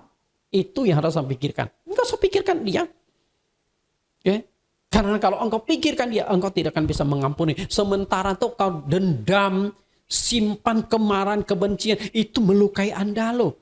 Karena hidup Anda pahit loh. Karena itu banyak orang yang kena sakit kanker. Kenapa sakit kanker? Karena dipicu dari otak. Ketika otakmu bermasalah, hatimu bermasalah, edaran darahmu bermasalah, penyakit bermunculan. Jadi salah satu penyebab kanker itu adalah saraf kita yang bermasalah. Ketika darah mengalir tidak baik. Matius 6 ayat 12. Dan ampunilah kami akan kesalahan kami seperti kami juga mengampuni orang yang bersalah kepada kami. Anda pernah ucapkan doa Bapa kami? Saya ingin katakan kepada Anda sebagai orang Kristen, siapapun engkau dilarang mengucapkan doa Bapa kami kalau engkau tidak bisa mengampuni. Karena engkau akan jadi orang munafik. Ampunilah kami, ampunilah saya Tuhan seperti saya mengampuni orang lain. Pada di dalam hatimu masih ada benci dan dendam. Engkau tidak layak ucapkan doa Bapa kami. Engkau akan lecehkan doa yang diajarkan oleh Tuhan Yesus. Kalau engkau tidak bisa mengampuni. Berarti pengampunan itu tuntutan. Bukan pilihan. Kalau pilihan saya mau lakukan atau tidak kan terserah saya. Tapi kalau itu perintah maka harus dilakukan. Lihat ayat 14-15 kuncinya. Karena jikalau engkau mengampuni kesalahan orang, Bapamu yang di sorga akan mengampuni kamu juga. Tetapi jikalau kamu tidak mengampuni orang, Bapamu juga tidak akan mengampuni kesalahanmu. Jadi ketika engkau fokusnya bukan kepada orang yang melukai engkau, tapi fokusnya adalah engkau dengan Tuhan, maka engkau bisa memberikan pengampunan. Begitu banyak orang sulit mengampuni karena salah fokus. Fokusnya adalah kepada orang yang menyakiti dia. Enggak usah, anggap saja tidak ada. Tapi engkau pulihkan hubunganmu dengan Tuhan. Karena kalau engkau tidak bisa mengampuni orang lain, Tuhan tidak akan mengampuni engkau. Kalau engkau bisa mengampuni orang lain, Tuhan akan mengampuni engkau. Berarti kuncinya itu antara engkau sama Tuhan. Bisa tangkap? Ketika engkau bisa ampuni orang lain, Tuhan ampuni engkau. Tuhan pasti turun tangan untuk pulihkan keluargamu. Kenapa keluarga tidak bisa pulih? Karena tidak ada pengampunan. Suami tidak bisa ampuni istri, istri tidak bisa ampuni suami.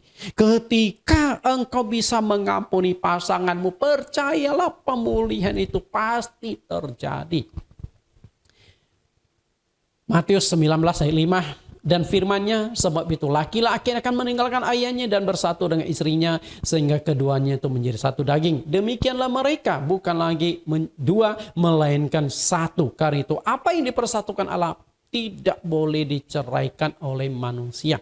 Nah, jika pasangan suami istri mengerti dengan jelas prinsip pernikahan dua menjadi satu, seharusnya saling mengampuni bukan hal yang sulit. Bisa tangkap? Dua menjadi satu.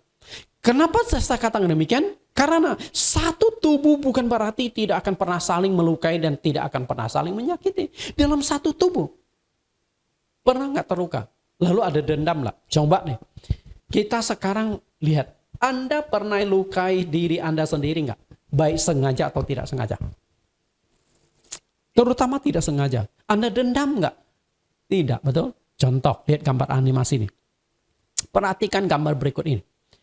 Gambar sebelah sini wanita, ibu-ibu.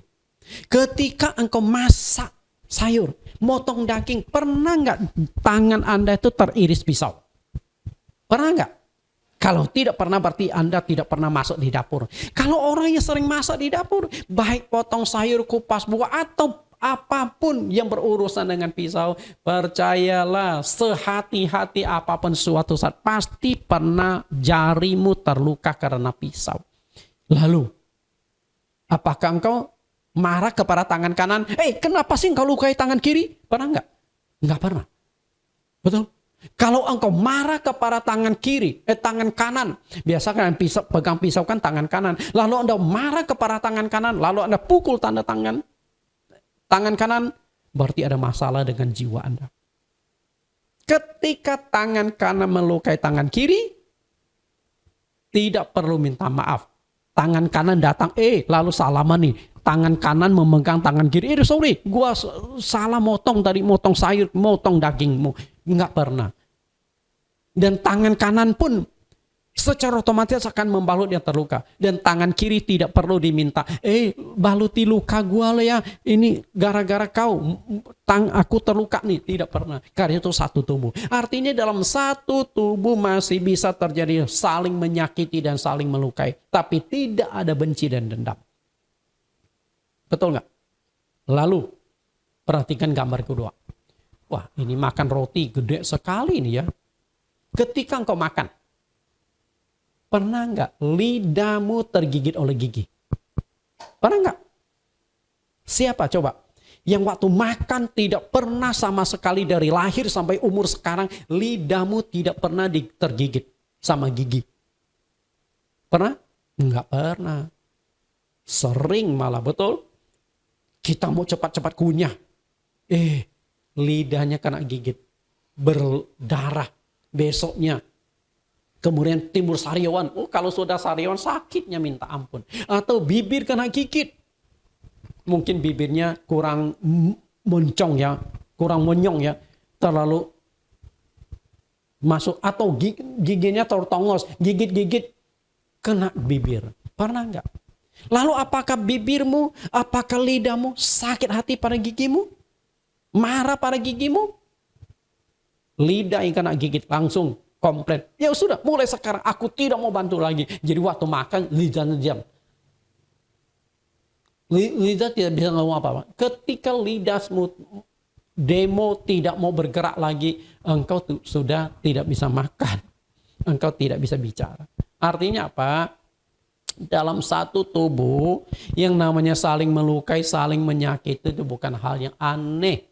Dalam pernikahan itu dua menjadi satu tubuh masih bisa melukai. Tapi yang menjadi pertanyaan kita adalah bisa nggak mengampuni, tidak dendam. Kita akan lihat sebuah cuplikan video kisah nyata kekuatan sebuah pengampunan. Kisah ini terjadi di Amerika. Pada tahun 1971. Sebuah surat kabar di New York Post menulis kisah seorang pria yang hidup di sebuah kota kecil White Oak. Kota kecil. Dia menikah dengan seorang gadis yang baik. Tapi sayang, gadis cantik yang dinikahi itu dia sia-siakan. Dia bukan suami yang baik. Setelah menikah kemudian dia masih suka ke klub malam, tidak menjalankan tanggung jawabnya dengan baik. Masih suka pulang mabuk-mabukan malam-malam, main perempuan, suka pukul istri, suka pukul anak. Jadi boleh dikatakan biang keladinya ada pada suaminya. Tapi istrinya tetap sabar, istri tetap bertahan. Sampai suatu ketika, akhirnya suaminya pergi meninggalkan keluarga ini tanpa pamitan. Dan pergi dengan mencuri uang tabungan istrinya. Pergi ke mana? Ke kota besar di New York. Nah di sana dia mulai merintis usaha. Kebetulan dia punya beberapa teman di sana. Dan akhirnya mulai merintis usaha. Dan usahanya awalnya lumayan baik. Dan akhirnya ekonomi dia mulai baik. Dan di saat dia sudah mulai ada uang. Dan dia hidup mulai glamor. Suka judi. Main perempuan. Pakai narkoba. Mabuk-mabukan dan lain sebagainya. Hidupnya tidak karuan. Akhirnya usahanya mulai goncang-goncang. Sampai akhirnya bangkrut. Habis. Dan ketika sudah tidak punya uang. Lalu laki-laki ini mulai melakukan tindakan kriminal untuk dapatkan uang. Merampoklah, mencurilah, menipulah. Dan akhirnya suatu hari ketangkap polisi. Oke? Setelah ditangkap, disidang. Lalu dijebloskan ke penjara 3 tahun. Rupanya di dalam penjara ini cukup membuat dia tersadar. Akhirnya dia ingin jadi orang baik, ingin jadi suami yang baik. Di dalam penjara itu akhirnya dia menulis sepucuk surat kepada istrinya. Dia minta maaf kepada istrinya. Kemudian dia berharap bahwa istrinya mau terima dia kembali. Nah, ketika surat itu dikirim beberapa waktu sebelum dia dilepaskan dari penjara karena masa tahanannya sudah habis. Tapi dia tidak pernah dapatkan jawaban sama sekali dari surat itu. Salah satu isi suratnya itu dia berkata, aku memang tidak layak untuk diterima. Tapi sebenarnya aku masih sayang kepada engkau. Aku ingin dipulihkan. Tapi aku tidak tahu apakah engkau masih mau terima aku atau tidak. Begini saja. Aku akan dilepaskan tanggal sekian bulan sekian. Setelah itu setelah keluar dari penjara. Aku mau tahu engkau bisa terima aku kembali sebagai suami atau tidak. Kebetulan di depan rumahnya itu ada satu pohon ek. Pohon ek. Kemudian dia berkata, tolong ikatkan sebuah kain kuning di pohon itu. Kalau engkau bersedia ampuni aku dan terima aku kembali. Nanti aku akan pakai bus. Lewat, kebetulan bus yang akan dia tumpang itu akan lewat di depan rumahnya. Dia memilih bus jurusan Miami menuju ke Florida. Oke, akhirnya di dalam bus setelah dia duduk berjam-jam, dia curhat kepada supir, Pak, kalau akan melewati kampung White Oak, tolong pelan-pelan ya. Nah, dia curhat. Nah, rupanya penumpang bus yang lain juga mendengar bahwa dia tuh lagi bermasalah, masuk penjara, dan dia ingin bertobat. Intinya ingin bertobat, dan dia mau tahu istri bisa terima dia atau tidak. Dan ketika mau melewati kampung halaman dia tidak berani membuka matanya. Karena surat kirimannya tidak pernah dibalas oleh istri. Jadi dia tidak tahu apakah suratnya sampai atau tidak. Dan dia juga tidak tahu apakah istrinya mau terima dia kembali atau tidak. Dia hanya meminta satu tanda, ikat satu lembar kain kuning di pohon ek itu. Dan ketika pelan-pelan semua mata menuju pada rumah itu, dan dia nggak berani melihat. Tiba-tiba ada suara, ada kain kuning. Mulai melihat, buka mata, dan Anda tahu, bukan hanya satu kain, tapi satu pohon itu diikat dengan kain kuning semua. Nah, akhirnya dia nangis di bus. Dia cucurkan air mata. Ternyata istrinya mengampuni dia dan mau terima dia kembali. Dan ini akhirnya menjadi kisah nyata. Setelah itu supir bus kemudian menelepon majalah New York Post.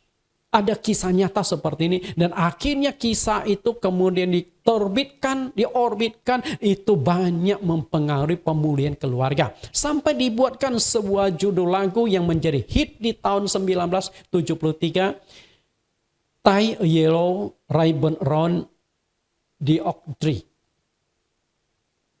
Artinya, ikat kain kuning di sekeliling sebuah pohon ek tua. Bapak Ibu, kita lihat cuplikan videonya.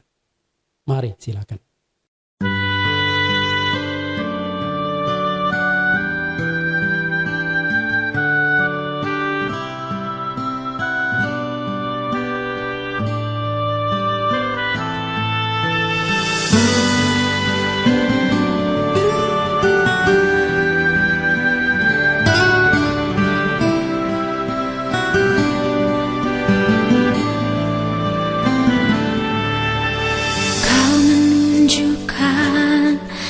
Kasih-Mu kepadaku dengan bersedia mengampuni dosaku. Kau juga kan menunjukkan keadilan-Mu saat ku mengampuni yang bersalah kepadaku. Kau menunjukkan kasih-Mu kepadaku dengan bersedia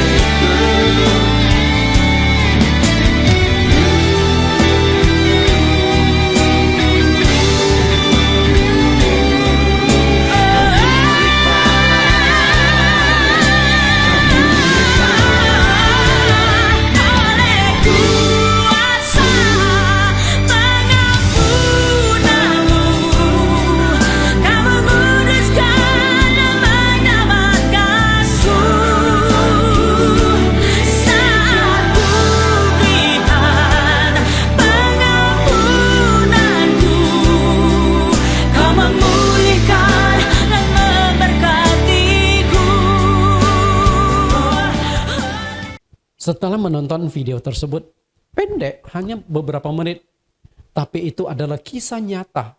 Dari sini kita tahu kekuatan pengampunan itu memberikan pemulihan. Kalau engkau ingin pulihkan keluargamu, ampuni dia.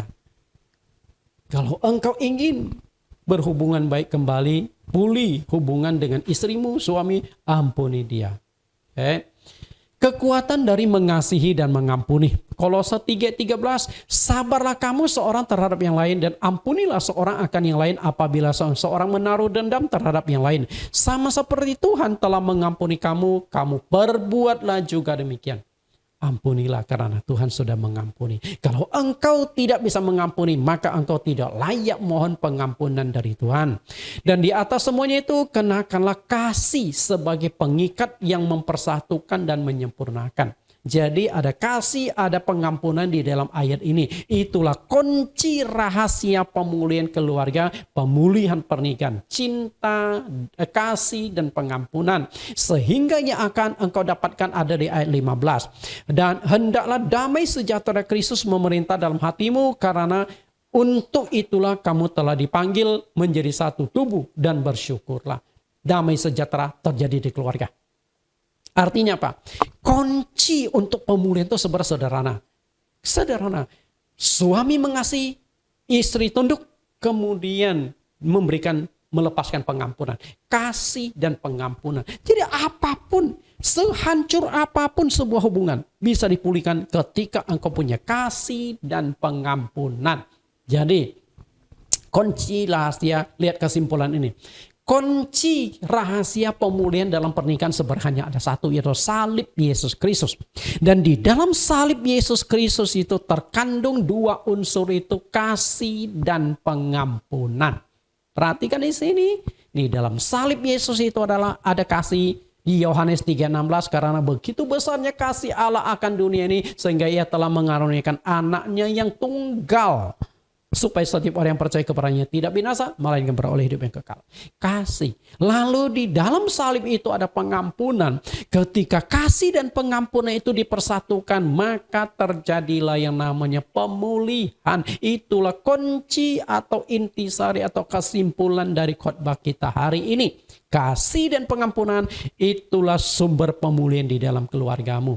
Bapak, Ibu, suami, istri, kasihilah, ampunilah. Itu sangat-sangat penting. Kenapa saya katakan demikian? Tidak ada manusia yang sempurna di muka bumi. Maka tidak akan ada pernikahan yang sempurna. Yang bebas dari konflik, yang bebas dari luka-luka batin. Semua keluarga itu ada persoalan, ada masalah, ada konfliknya. Tinggal engkau mau benahi atau tidak. Namun luka itu perlu diobati, dan pernikahan yang gagal dan hampir hancur itu perlu dipulihkan. Harus dipulihkan. Untuk apa engkau menghabiskan waktu menyimpan luka dan dendam terhadap pasangan hidupmu yang dulu sempat engkau cintai? Kenapa dulu engkau bisa terima dia, cintai dia, sekarang tidak bisa? Padahal untuk kepentinganmu. Kalau engkau ingin mendapatkan pernikahan yang indah, kasih dan pengampunan itulah kuncinya. Berikanlah kasih dan pengampunan. Kenapa saya katakan penting? Karena engkau masih menjalani kehidupan pernikahan yang tidak tahu kapan akan berakhir. Orang yang ada di sampingmu tidak akan selamanya bersamamu di dunia fana. Hei suami, istrimu tidak akan ada bersamamu selamanya. Suatu hari dia akan pergi dari hidupmu selama-lamanya. Hai istri, suamimu tidak akan bersama denganmu selamanya. Suatu hari dia akan pergi selamanya, meninggalkan engkau, meninggalkan dunia ini. Karena itu, ketika masih ada bersamamu, ketika orang yang berada di sampingmu masih bersama, engkau masih bisa dengar suaranya, engkau masih bisa lihat wajahnya, gunakanlah kesempatan, ampuni dia, kasihi dia, pulihkanlah keluargamu. Kita akan nonton tayangan video ini yang sangat menyedihkan. Banyak pasangan setelah mereka menikah, pasangannya sudah pergi selama-lamanya karena sakit penyakit atau karena mengalami kematian. Sementara pasangan hidupmu ada bersama dengan engkau, tapi engkau tidak bisa gunakan kesempatan. Apakah harus tunggu dia mati dulu, baru engkau menyesal, baru engkau mengampuni, baru engkau mau kasih? Gunakan kesempatan. Karena dia akan pergi selama-lamanya. Tinggalkan engkau, tinggalkan dunia ini yang kita tidak tahu kapan itu terjadi. Manfaatkan kesempatan ini. Tuhan Yesus berkati. Mari kita saksikan video terakhir ini. Not sure if you know this, but when we first met, I got so nervous. Banyak orang selalu mendambakan pernikahan yang menjadi impian mereka. Namun sayangnya, tidak semua orang juga memiliki keberuntungan yang sama dalam pernikahannya. Di saat sebagian besar pasangan melewatkan momen bahagia ini dengan senyuman dan keriaan, lain halnya dengan beberapa pasangan berikut ini yang memiliki momen pernikahan paling mengharukan. And we're like fireworks and symphonies exploding. Yu Hening adalah pria muda berusia 24 tahun asal kota Shandong, China. Meski umurnya masih terbilang masih muda, pada Senin 17 November 2014 lalu, Yu resmi meminang sang kekasih bernama Fan Luixiang, wanita berusia 25 tahun asal kota Henan yang sudah menjadi kekasihnya sejak 5 tahun yang lalu. Namun pernikahan Yu dan Fan terjadi dengan sangat mengharukan. Keduanya harus menggelar pesta pernikahan di sebuah rumah sakit karena sang kekasih menderita kanker ganas yang divonis sejak bulan Juni 2014 lalu. Fan yang sudah divonis meninggal oleh pihak dokter karena sudah memasuki stadium 4 diperkirakan bisa hidup selama seminggu atau sebulan ke depan. Dalam suasana penuh haru, Yu akhirnya memutuskan meninggalkan pekerjaan demi menemani Fan hingga akhir hayatnya di rumah sakit.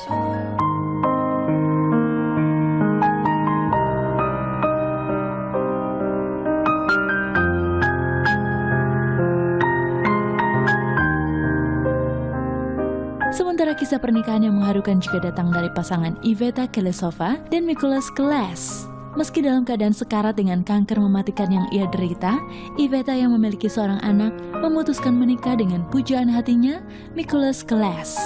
Keduanya menikah pada tanggal 2 Mei 2013 lalu di rumah sakit.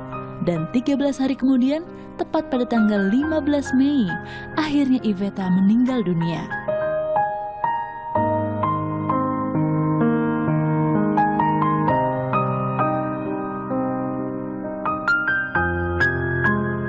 Dan tragis pernikahan juga yang dialami Rowden dan Lazy. Bertemu di sebuah pesta pada tahun 2009 dan 2 tahun kemudian memiliki anak perempuan yang cantik. Sebelumnya pasangan ini memutuskan untuk menikah pada bulan Juli 2014 lalu. Namun sebelum memasuki bulan Juli, tepatnya bulan Mei, Rowden didiagnosa menderita kanker hati yang sudah dioperasi tahap 4. Akhirnya pernikahan pun dipercepat pada 10 Juni 2014 dengan mempersiapkan segalanya hanya dalam waktu 12 jam. Rowden dan Lazy melangsungkan nikah di rumah sakit yang mengundang tangis sanak keluarga dan kerabatnya. Sayangnya Rowden meninggal 10 jam kemudian.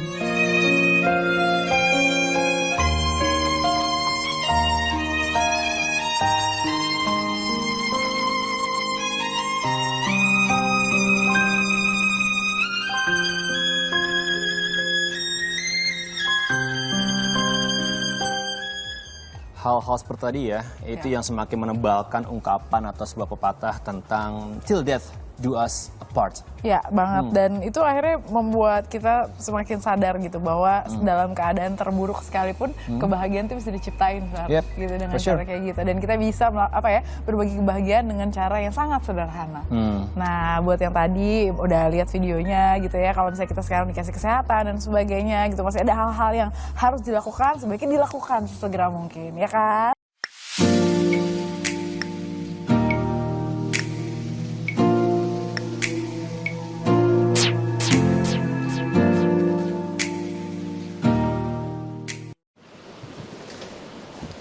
Shalom, Bapak, Ibu, dan Saudara yang terkasih di dalam nama Tuhan Yesus Kristus. Pagi hari ini, kita semua sudah diberkati oleh kebenaran firman Tuhan yang telah disampaikan oleh Bapak Pendeta Nathan Jurnawan. Kiranya Tuhan memberkati seluruh pelayanan Bapak, penuh kuasa dan semakin dahsyat untuk menjangkau jiwa-jiwa dan diselamatkan. Dan hanya nama Tuhan Yesus saja yang ditinggi-tinggikan dan diagungkan. Bersama seluruh keluarganya, sehat dan aman dalam perlindungan Tuhan. Sebelum kita masuk ke dalam doa syafaat, ada beberapa pengumuman yang akan disampaikan sebagai berikut. Gereja lokal GCC telah melaksanakan baptisan air angkatan yang ke-22 pada hari Selasa, tanggal 16 November 2021 di Pantai Ancol. Ada 5 peserta baptisan. 2 di antaranya yang ikut baptisan adalah pendeta. Yang kedua, pengajaran baptisan air pada hari Senin, yaitu tanggal 22 November 2021, jam 19, akan membahas topik baptisan anak. Bagi yang mau ikut, silakan masuk Zoom ID 6868686969 Password Community. Yang ketiga, mengingat dampak pernikahan itu sangat besar dalam kehidupan jasmani dan rohani setiap jemaat, dan masalah perkawinan yang begitu kacau di akhir zaman, maka ibadah live streaming setiap minggu, Bapak Pendeta Nathan Jurnawan akan mengupas tema perkawinan secara berseri, yang terdiri dari 15 seri lengkap. Minggu ini adalah seri yang ke-15, atau seri terakhir, dengan judul Pemulihan Luka-Luka dalam Pernikahan. Yang keempat, sinode kita, Gereja Yesus Kristus Allah Esa, telah membuka link YouTube yang khusus memuat pengajaran-pengajaran doktrin dengan nama Sinode GYAE. Topik pengajaran yang telah diupload ada 2. Yang pertama, sakramen pembasuhan kaki, yang terdiri dari 5 sesi. Yang kedua, sakramen baptisan air, terdiri dari 8 sesi. Silakan kunjungi link YouTube Sinode GYAE dan mohon kesediaannya untuk tekan tombol subscribe, like, and share. Yang kelima, Gereja GCC rencana akan memulai ibadah offline atau ibadah gedung pada bulan Januari 2022. Info selanjutnya akan menyusul. Yang keenam, Yayasan Servia dalam waktu dekat akan membagikan sembako sebanyak 1.000 paket dengan nilai nominal 70.000 per paket. Bagi jemaat GCC yang memerlukan paket sembako itu, bisa menghubungi Ibu Mingcu dengan nomor HP 0816 1864 918. Dan kami satukan hati dan satukan doa untuk menghampiri tatamu yang kudus, memohon kepadamu yang adalah Tuhan di atas segala Tuhan, Raja di atas segala Raja, dan dokter di atas segala dokter, yang merupakan penyembuh yang ajaib bagi setiap orang yang percaya kepadamu, ya Tuhan, untuk menyembuhkan, yaitu jemaat yang sakit, Bong Chi Jung, Papa Pendeta Nathan Jurnawan, karena stroke dan dirawat di rumah. Yang kedua, Pendeta Stefanus, ginjal dan stroke. Yang ketiga, Ibu Nagawati, kesehatan dan jual rumah di Bogor. Tuhan, Engkau nyatakan kuasa-Mu untuk menyembuhkan dan memulihkan kesehatan anak-anak-Mu. Dan untuk penjualan rumah Ibu Nagawati, Engkau campur tangan Tuhan, agar rumahnya akan segera terjual. Yang kedua, kondisi COVID-19 yang masih tinggi di dunia maupun di Indonesia. agar pelaksanaan vaksinasi di Indonesia dapat berlangsung dengan cepat dan tertib. Yang ketiga, keamanan dan kedamaian di Indonesia, khususnya TNI, dalam menghadapi kelompok bersenjata di Papua. Yang keempat, pembelian gedung gereja ibadah GCC. Tuhan, Engkau nyatakan kuasa-Mu agar pembelian gedung gereja GCC segera terwujud. Yang kelima, pengajuan dan pengurusan dana kemanusiaan Yayasan Servia dari luar negeri agar dilancarkan semuanya. Tuhan Yesus, Engkau bukakan jalan agar segala sesuatunya akan berjalan dengan lancar, agar pengurusan dana kemanusiaan akan segera terrealisasi dan berhasil. Karena tidak ada yang mustahil bagi Tuhan, dan juga tidak ada yang mustahil bagi setiap orang yang percaya kepadamu, ya Tuhan. Dan kami kembalikan segala pujian, hormat syukur, dan kemuliaan hanya bagi-Mu saja Tuhan. Dalam nama Tuhan Yesus, kami berdoa dan mengucap syukur. Haleluya. Amin. Bapak Ibu, kita sudah nonton video yang sangat mengharukan, manfaatkan kesempatan untuk pulihkan keluargamu, sayangilah pasangan hidupmu, ampunilah dia walaupun dia sudah menyakiti engkau. Dan kita juga sudah mendengarkan pengumuman dan doa syafaat. Kita akan akhiri ibadah kita. Mari angkat tangan saudara-saudari. Kasih yang sempurna, kuasa yang ajaib, kemuliaan yang kekal akan turun di dalam keluargamu. Kasih Kristus akan memulihkan keluargamu. Kasih Kristus akan memulihkan pernikahanmu. Walaupun saat ini engkau terluka, luka-luka itu akan dibalut oleh kuasa kasih Tuhan melalui Roh Kudus. Tuhan akan hadir di tengah-tengah pernikahanmu. Dia akan pulihkan ekonomimu, pulihkan anak-anakmu, pulihkan kesehatanmu, sumber sukacita, damai sejahtera Allah menyertaimu saat ini sampai selama-lamanya. Kita akhiri dengan pujian mengasihi dan melayani. Melayani, melayani, lebih sungguh.